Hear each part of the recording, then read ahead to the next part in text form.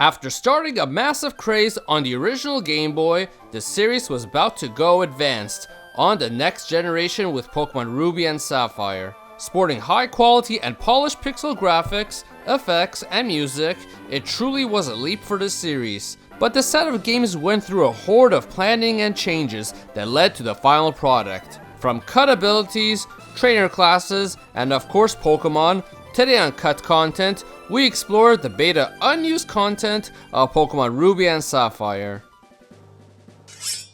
When the team was creating the games of course were being designed with the Pokemon at the forefront. As always, to the public, the first three that were shown off were Azurill, Wailmer, and Kecleon, and these looked like their final incarnations. But in the background, some Pokemon were going through radical changes. These include early designs for two of the starter Pokemon, first being Torchic, where instead of having that big feather on its head, it had two ear-like pieces on the side of its head, which may or may not have been wings, a rather jarring appearance. But next is Trico, who had its basic shape, but the patterns on its body are what seem to change a lot, at times being plain, another time having stripes, before coming to a full frontal color of the final game. Also seems they were undecided on giving him leaves on his arms or not at this stage. In the end, seems those were kept for his evolutions instead.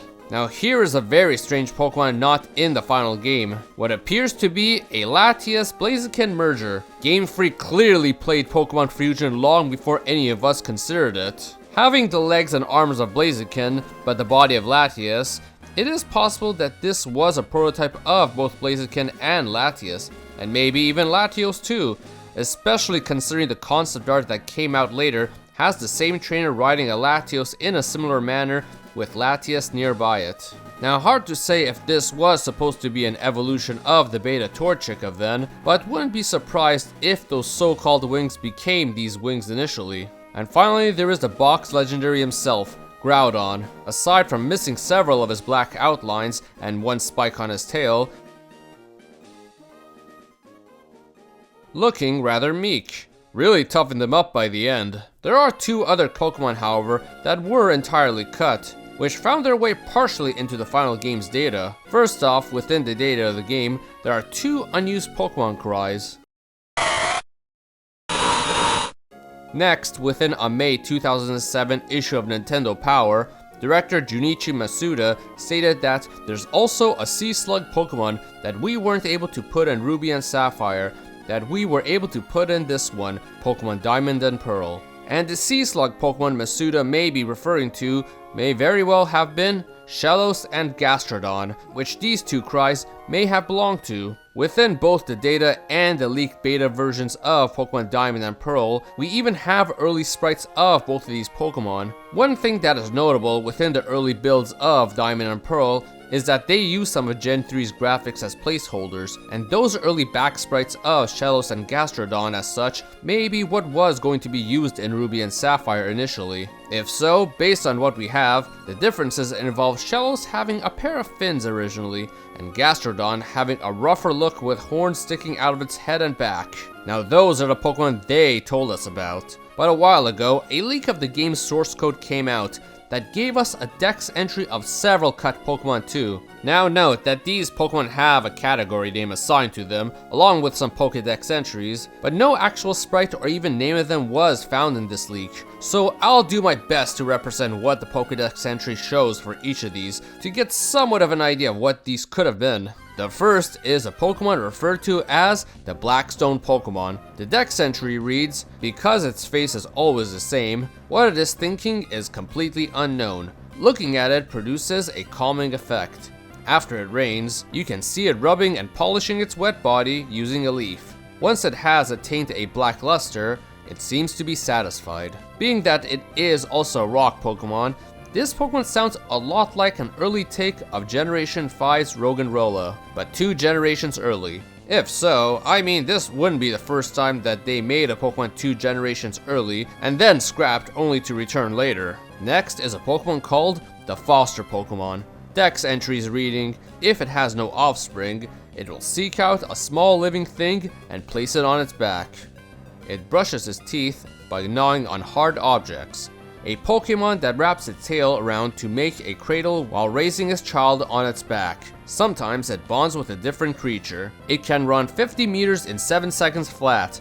Sometimes it may accidentally drop its child. It brushes its teeth by gnawing on hard objects. Now, the first entry may sound contradictory to the rest, and that may be the case, as that is an earlier Dex entry that was scrapped in favor of these two here, meaning that whole kidnapping a child thing was thrown out. But it has a Kangaskhan vibe to it, having a tail that can curl, which makes it sound like it has quite a flexible tail, but also with strong teeth, which might make it quite the carnivorous beast, but yet incredibly fast. With all that in mind, my guess is that it might have been more of a cheetah-like Pokemon, with big cats able to have good control of their tails, take close care of their cubs, and have strong teeth. It only fits, let alone the insane speed of a cheetah. Then we have the Everlasting Summer Pokemon, reading, a Pokemon that inhibits warm regions. Its tendency to act as a group becomes noisy when 3 or more gather. It's said that if you give the petals on its head to an unrequited partner, your love will come true. If you try to take its petals, it will become viciously angry, which based on this, it seems to be the less refined, more crude cousin of the ever graceful Roselia. This one being more of a thorned rose with how mad it gets and how noisy it gets in groups. Feels like there's a Princess Peach and Princess Daisy thing going on between them. Then we got the Shrub Pokemon. It collects a large amount of water inside its body and sprays it out like a shower when rotating. It is convenient to have around on hot summer days. It drinks over 100 liters of water a day. When the water as collected in its body gets low, the leaves on both its hands wither. Well, pretty straightforward, a shrub Pokemon that works like a sprinkler. Though I imagine the leafy hands might have been used later for shiftery. On to the Spirit Pokemon. It is said that if you get lost in a deep forest, it will sound its horn to show the way home. People who see its figure seem to become happy. It shakes its head left and right to make a beautiful xylophone-like sound. It communicates with friends using the timbre of its sounds. The closest Pokemon this generation we got to a music Pokemon was Chimecho with its wind chime design. This one might be a similar case of looking like a mishmash of instruments, but as a ghost. Now we have the Small Oni or Imp Pokemon. Absorbs the electricity from lightning with its horns. Recently, it seems to have learned to absorb electricity from power outlets in homes. Appears in areas where lightning strikes. The horn on its head falls off once a year. Those with bigger horns gain respect from their friends. The first time imps appeared in the series were in Generation 6 with Impdimp. In this instance, this being an electric type and having a completely different physical feature, I doubt it was repurposed there. On to the Water Moss Pokemon. The moss growing on its body has a wonderful texture. However, as it absorbs strength through its moss, it is advised not to touch it for its own safety. It is often found in damp, shady areas. When its beautiful yellow flowers bloom, it emits a horrid trash-like smell. Like with many other grass Pokemon, I imagine this was yet another animal with moss and a flower on top of its head. Kinda feels like a new take on Gloom here. Then it is the Hawk Pokemon. With its large wings, it can create wind as fast as 30 meters. A legend exists where it blew away the clouds and the sun shone down on the people. Well, this sounds like a more generic looking bird Pokemon, but its height at 6'7" does make it sound like one hell of a beast. Likely made as a late game single stage flying Pokemon that can stand its ground, kinda like Skarmory but without the metal. Now is the Flower Pokemon.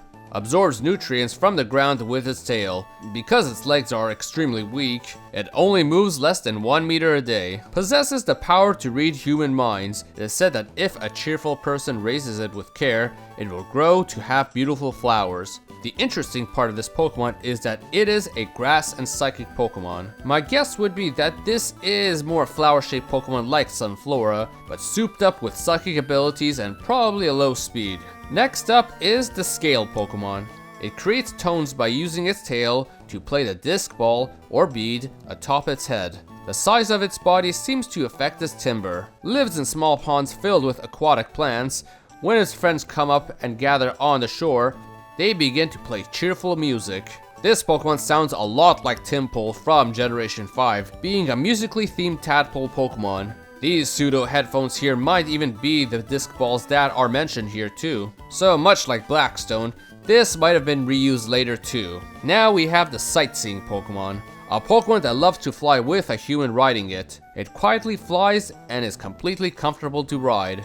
When it tires, it rests its wings floating atop the sea. Has a calm personality, so it dislikes fighting. Its horns have magnet-like cells that act like a compass. Not enough is given to have a clear idea outside of its horn of what it might have looked like, but it appears to be a truly cut Pokemon, as no other bird Pokemon has a horn like that, and of the size of 6-7 at that, other than that hawk Pokemon from earlier that was also cut. So now here's one called the Lottery Pokemon. It is confirmed to change its shape at the time of evolution, but what causes it is unknown. It is a hot topic among Pokemon researchers. How it manipulates its body is mostly unconfirmed. It has no visible mouth or ears, but it is only known to react to sound and light. This one is an interesting one, seeing that this likely only has eyes and probably a very basic shape based on the description.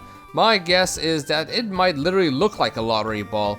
In other words, another Voltorb or Electrode, except normal type. And also seems they wanted this to evolve too, as it is supposed to change shape, but no evolution of it is found in this old dex. How it would evolve is a mystery. Might have even been a new take of it randomly evolving at any possible level.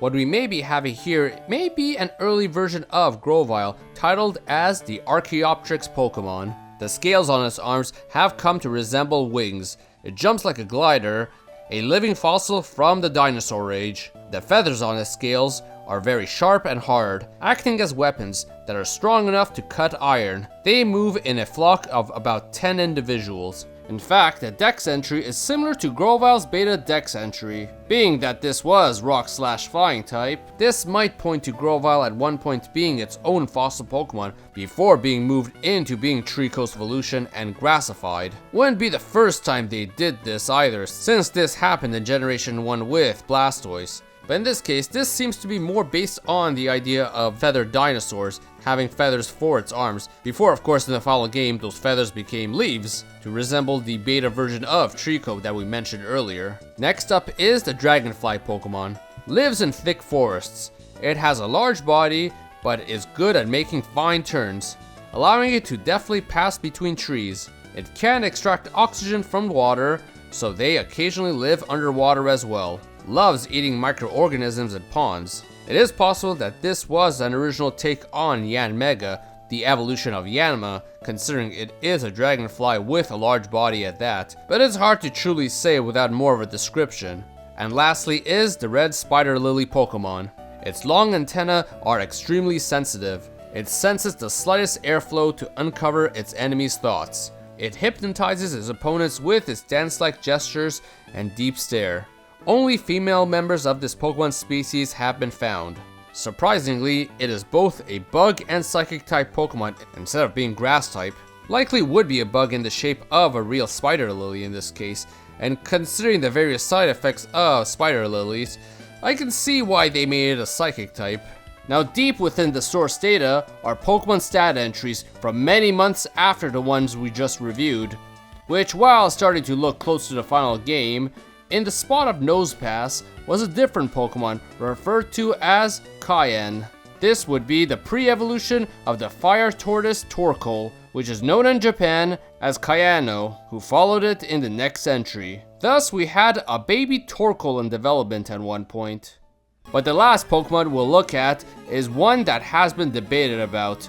It is referred to as the White Dragon Pokemon, but many believe this was the beta version of Rayquaza. Reading, is constantly on the move, lacks a permanent home, it constricts its opponents with its long body, and attacks using a sharp beak. Its whole body is covered in white scales. When it flies, the scales fall off, making a sparkling belt of light in the sky. It is only half the size of Rayquaza, and entirely white, but the long body still stands. In fact, it might have been influenced by the white dragon from Spirited Away, whose scales fall off too. Other theories state that this was just a beta Altaria, which its body was neither white or long, but within the later stat entries we looked at just earlier, Altaria is listed as being white at one point, so it is possible that this could have been just Beta Altaria too. Alternatively, it is possible this Pokemon even split and became both of them eventually. With the introduction of new Pokemon, the team was going to bring in a new special mechanic called abilities into the mix, with every Pokemon having an ability, whether it be Sturdy, Volt Absorb, or Trace. However, there was going to be an option originally called No Special Ability. This was an ability that basically meant they had no ability. Thus, the theory is that they wish to have some that just didn't come with special abilities. But there was also one cut ability called Cacophony, which had the same effect as Soundproof. And that was the ability of the Whisper line. One would assume it was dropped in favor for Soundproof, but there already were several abilities that shared the same effect, such as Insomnia and Vital Spirit. Thus, it might be because this being the only line in the game to have the ability is why Cacophony went unused. Now, there is also a cut ability effect found from unused text that would instantly freeze opponents solid. A very threatening move here, and probably why it was scrapped. No name is assigned to this ability here either. And the last unused ability effect that was also found via text was this one referring to a downpour starting. In Generation 2, Rain Dance is referred to as a downpour, but after that, not anymore. In the remix, however, Primal Kyogre did get an effect called Primordial Sea, which is just Rain Dance on crack by making fire moves fail and other weather effects fail to activate, and it doesn't stop. Potentially, this might mean that this text was originally meant for an exclusive ability for Kyogre before just being given Heavy Rain. Regardless, this text stayed into Generation 4 too, before being removed for Generation 5. Speaking of unused text, like with many previous games, the games had their share of unused text. These include everything from a large number of debug text, which even referenced the game as Pokemon AGB, which AGB is what Nintendo abbreviated the Game Boy Advance to as a codename within many of its products. One interesting text exists for Wild Double Battle as well. With Double Battles being a new function added to this game, you only ever encounter them as trainer battles, but as the string states, it is possible that they were intending for even wild Pokemon to be encountered in pairs at one point. Something that wouldn't be considered till the next generation. We also have some text for NPCs that went unused, including "Welcome, we're having a discount today," likely meant for the Lily Cove department store's NPC to say. Next up, "Foo foo foo, mumble mumble, oh, closed today." This one presumably being for a shop owner who isn't open, which might even indicate that the calendar system of Generation 2 was being considered, since it was indicating that it was closed on that specific day. And then there is this odd NPC text that reads, "What should I do for fun today?" But the answer to that is quite simple. You should hit the subscribe button and hit the like button too to further support us and keep creating new videos. But continuing on, 3 other texts exist that may point to a cut feature. "Welcome to the Pokemon Cable Club Trade Center. Welcome to the Pokemon Cable Club Coliseum. Welcome to the Pokemon Cable Club Time Capsule," which all 3 were sections of Generation 2's Pokemon Cable Club. But while these exact strings aren't used, only the Time Capsule is missing from the Generation 3 games. As such, it is possible that they were experimenting on a way to trade with previous generations, as Generation 2 did with Generation 1, using the Time Capsule, but couldn't figure it out, so it was dropped. Speaking of Generation 2, a set of texts exists for when you miss your Pokeball throw that also went unused in Generation 2, but were smart enough not to do it. Now, being that they were going with tradition and picking a new region here, they picked the Kyushu region of Japan as the basis for this game, as it was a place director Junichi Masuda lived in and wanted to include his memory of the place into the game, and thus came the water-filled and tropical Hoenn region. But the Hoenn region went through changes in various locations as the game was being developed. Exploring some of these with radical changes that we know of include Meteor Falls, the cave that leads into a conflict with Team Aqua or Magma, originally being a lot simpler and had no water whatsoever, especially jarring since it is well known for its giant waterfall. The next map is an interesting one, as all we have is a map layout that cannot be displayed, as the tile set that is titled as ice doesn't exist in the data anymore. But if one were to use a cave tile set over it, it comes to look like this, which next to the game's final Shoal Cave ice room looks to have a resemblance. Stranger is that this map's file name suggests that it might have been the basement floor of Meteor Falls that we just looked at. An odd place for an ice cavern since it is right under a volcano. Potentially, if this indeed was always meant as an ice cavern, is why it was moved and turned into Shoal Cave. This being followed by Roost Turf Tunnel, located by Verdant Turf City. While it always was a straightforward cave, it was even more straightforward originally, lacking the exit to where the NPC lost their glasses. Then there is this very small difference in this underwater cave that has a slightly different layout to the left, and with a different entrance too. Moving to cities, Moss Deep City's gym had a different tile set initially, which looked a lot simpler in comparison. Might have even been a placeholder set before they made these more intricate designs. Lily Cove City was also set to have a Pokemart originally, but instead they opted out to have this giant department store in place. This may indicate that there were plans at one point for a smaller Lily Cove City as such. And maybe the large department store would have been in Slateport City instead. Fortree City was also looking to have vertical bridges too, as indicated by this unused tile of a vertical bridge, as opposed to the normal horizontal ones it has. Maybe meant to connect both the north and south sides, as well as these log bridge tiles, which are the beta versions of the bridges from the final game. Also, these tiles for doors and posters, which normally would come with every normal house tile set, but these ones were an earlier version of those, and thus stayed unused. Now, with these new games on the Game Boy Advance, they wish to include weather effects. As such, we got weather effects like rain and fog, for example. However, snow was also at one point considered too, as seen here for a little bit before it stops. This may indicate that they wish to have a snow location in Hoenn at one point, but because Hoenn is made as a major tropical region, that was axed. We wouldn't see falling snow till one generation later that took place in the northern isle of Japan. Now exclusive to Emerald, there is this one special house in Sutopolis City which contains an old man with 3 trees blocking a staircase. If one were to remove the tree using a map editor, the stairs are functional and lead to an unused room with a lone hiker. If you are playing the international version, the game locks up when talking to him. But if using the Japanese version, a battle initiates. The battle is glitched though, as a question mark Pokemon is sent out at level 0. What this is a room that was designed for e-reader battles. For those who don't know, the e-reader was a peripheral release that would let you swipe cards to unlock features for various games, such as the Nintendo-powered issued Eon ticket that would allow you to go to the southern island in the game and face Latios or Latias. Here, they were planning to release a set of trainer battle cards that when scanned, would have you face said trainer in this room.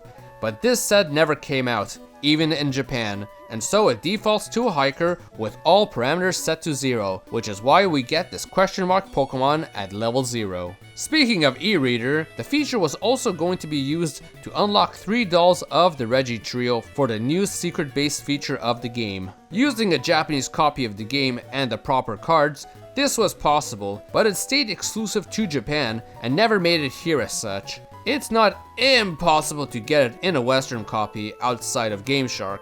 It was possible to get these if one was to go through these 4 lengthy steps of mixing records with a Japanese copy, which for 13-year-old me at the time, it was just way too much effort to bother. In addition to the Reggies, there are 5 actual unused dolls in the data. These include Squirtle, Magnemite, Natu, Wooper, and Porygon 2. As well, a beta sprite exists for the Pikachu doll. Now going further with the building of the overworld, Game Freak provided the player with a new kind of bike called the Acro Bike that lets you bunny hop using its back wheel. However, it seems that there exist sprites that also allowed for front wheel bunny hopping. Not sure how this physics-defined method was to be used, but that may be why they decided to change wheels for later. Another addition to this world were contests, which let you enter Pokemon and use moves that fit into one of 4 categories to garner points and win. Every move was designated to 1, even the move Struggle. Struggle normally is a move you can only use if your Pokemon is out of PP, and that isn't a thing in contests. Yet Struggle is still assigned with a category for the contest too. In my opinion, this might be as to not let the game crash, and thus they gave every move, even that one, a category for safety. Speaking of safety, there is also the existence of a shiny Celebii in the data. It is impossible to get one legitimately, and it was never distributed in a shiny form. Thus, it is just a form that was made for safety and consistency, even though they didn't distribute it. And in terms of pre-planning, it seems that there were the waywards of 64 unused ribbons found in the data, much of which being planned for official Pokemon tournaments. Ribbons being a new feature of the game, whereby a Pokemon would get one for accomplishing certain tasks, such as winning a contest or beating the Elite Four. And in this case, there were ribbons planned for as early as 2003's Pokemon official tournament. It isn't known if these ribbons were ever actually given out, but this is how they would look if attached to a Pokemon. 2 of which could even be obtained via Pokemon Coliseum, clearing all difficulties would net one with the National Ribbon, and 100 straight wins getting you the Earth Ribbon. Outside of tournaments, there are ribbons for other events, including various events, festivals, visiting Pokemon centers located in real life, and oddest of all, ones for 4 different towers and challenges. The last one with challenges might point to a feature of towers that were never made into the final game, or were planned for another game like Coliseum, where those very towers also didn't make the cut. Here we have what appears to be an early interface of the Pokemon menu of the game, featuring an HP bar, Bulbasaur's Japanese name and text, and early small sprites of Pokemon here, with Butterfree and Venusaur looking rather different from their final sprites. Along with these are also one more set of early small sprites that feature the Bulbasaur line, with Venusaur even looking different from the earlier one, and Charizard also looking very different from its final release. In addition, there are also these double question mark graphics, which originally could be seen in pre-release material in the Pokédex for Pokemon you hadn't seen yet, before being replaced with a circular question mark instead. Also, if one is to force encounter a glitch Pokemon located between the empty slots of Generation 2 and Generation 3, this graphic also appears in place of a sprite, as nothing is assigned to a glitch Pokemon, which yes, this is basically this generation's Missingno. Hell, even an entry 000 exists too, that would summon this graphic. And no, this one does not have the ability to duplicate your items or glitch your game. And if you do catch this one, it surprisingly even has a dex entry, likely to prevent the game from crashing in case one does encounter one of these by mistake.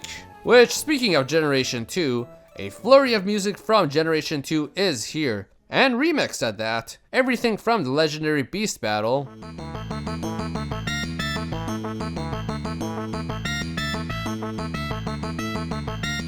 Team Rocket Radio Tower,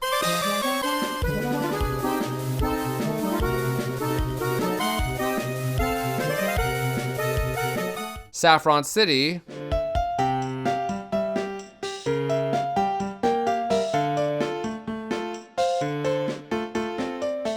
Route 38 and 39,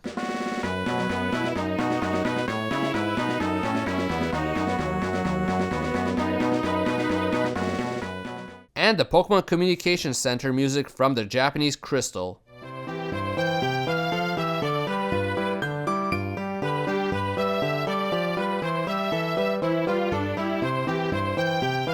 The theory for these is that they are placeholder music until they design new music for the game, and maybe a way to test a Game Boy Advance's sound chip. Now, some do like to go as far as to think that they were planning to even have previous regions in the game too, as Generation 2 had already done it, and quite frankly, when it wasn't, it just angered many of us, including myself back then. But as far as evidence goes, not a single shred of leftover data of an external region or even an interview of them considering it exists to hint at that.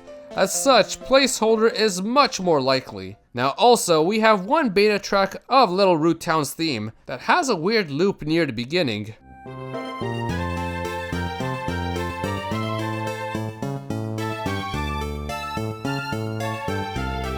Also within Emerald, the entire Fire Red and Leaf Green tracks were there, possibly imported in along with other features that were imported into Emerald, such as Birth Island. Getting to trainers, let's talk about Team Aqua and Magma. Aside from there being a beta sprite of the Aqua Grunt with a twirly mustache, it seems that at least one more battle was planned with both leaders, as the data states. Based on the level of Pokemon they had, it would appear to be early in the game, potentially around when you first encounter them in the Oceanic Museum, as well as seemingly additional battles with the Magma and Aqua admins were gonna happen too. Aside from the teams, it seems a few other trainer battles were cut too, but the most interesting ones that were cut are for trainers titled as Border, basically a cut trainer class from the game. The Border class were a Generation 2 class that involved snowboarding, which, as mentioned earlier, there was the possibility that they were thinking of adding a snow or ice region to the game too, and possibly the 11 battles with the Border were gonna be there, which most of them even use fields in battle,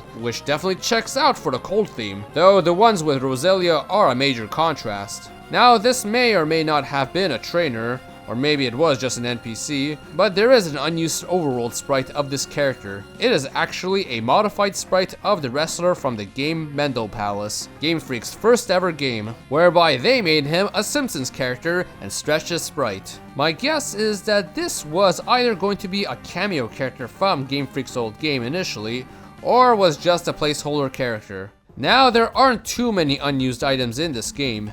The first is simply a safari ball, which normally cannot appear in your bag, but apparently it was gonna appear originally as text and a sprite exists for it that says a special ball that is used only in the safari zone. The other, however, is more interesting, and it's berry juice.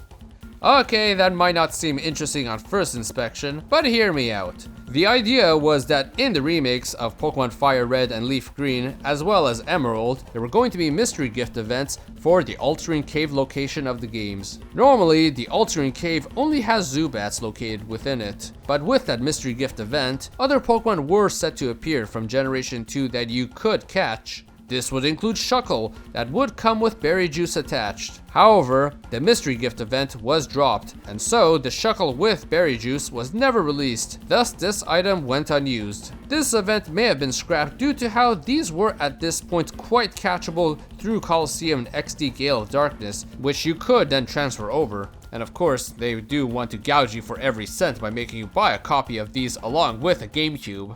Now lastly are a number of unused moves. There are several placeholder moves in the game where they are just called by the type's name. Even the question mark type appears. I presume this might have been there as a quick way for developers to test type weaknesses and resistance. But the biggest thing from the unused moves comes in a major cut concept of combining moves. This would involve two moves being used back to back to create a new attack. There is one string of this in data that states the wind turned into a heat wave. This would involve the move Gust and Ember combining into the very powerful Heat Wave move. Now, it is not known how the execution of this was planned. Would it be based on the opponent and player's Pokemon using the attack combination that would change one's attack into that? Or if the player uses two moves in separate turns, or maybe even two Pokemon in a double battle on your side combining their move, which is probably the more likely choice. Either ways, this would have been a very ambitious concept if they went through with it, as they'd have to go through literally making every attack chain together to make something new, which may be exactly why this was cut quickly enough, and Heatwave simply stayed as its own move. And so the game is eventually released in Japan on November 21st, 2002, and North America in March 19, 2003. Becoming another major success in the series, showing that Pokemon was not just going to become another fad, even after it cooled down a bit after Poke Fever. While some weren't thrilled with some of the features of Generation 2 not appearing in it, people overwhelmingly still loved the games. Even with all the cut features it had, the game became the best product that it could in building a foundation for a very solid generation of Pokemon. And Pokemon continued, going eventually into doing remakes of the first generation, and eventually Generation 4, Diamond and Pearl. Both of which I plan to cover eventually, so hit the subscribe button for I'll plan to be back with more Pokemon and other games cut content soon. Hit the like button and comment below on if you wish any of these cut features stayed. So everyone, thank you for watching.